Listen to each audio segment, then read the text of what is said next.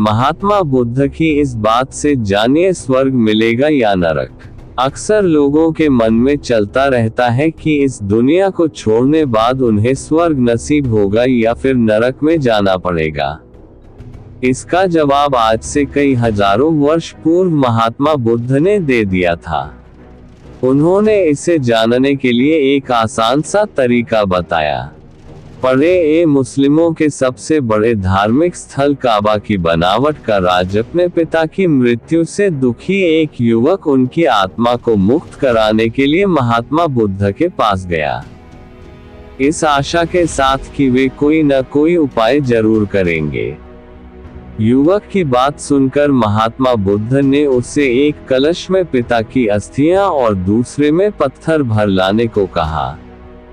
इसके बाद बुद्ध ने दोनों कलश को नदी में इस तरह रखने को कहा कि वे पानी में मुहाने तक डूब जाए। बुद्ध ने युवक से कहा कि वह पुरोहितों के मंत्र पढ़ने के दौरान दोनों कलश को पानी के भीतर हथौड़ी से ठोके और वापस आकर सारा किस्सा सुनाए। पूरी क्रिया करने के बाद युवक अत्यंत उत्साह में बुद्ध के पास आकर पूरा किस्सा सुनाया कि दोनों कलश पानी के भीतर ठोकने पर टूट गए। उनके भीतर मौजूद पत्थर तो पानी में डूब गए, लेकिन घी ऊपर आ गया और नदी में दूर तक बह गया। बुद्ध ने कहा कि अब तुम जाकर पुरोहितों से कहो कि वे प्रार्थना करें कि पत्थर पानी के ऊपर आकर तैरने लगे और घी डूब जाए।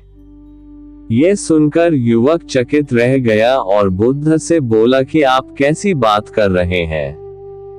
पुरोहित कितनी ही प्रार्थना क्यों न कर लें, लेकिन पत्थर पानी पर कभी नहीं तैरेंगे और घी कभी नहीं डूबेगा।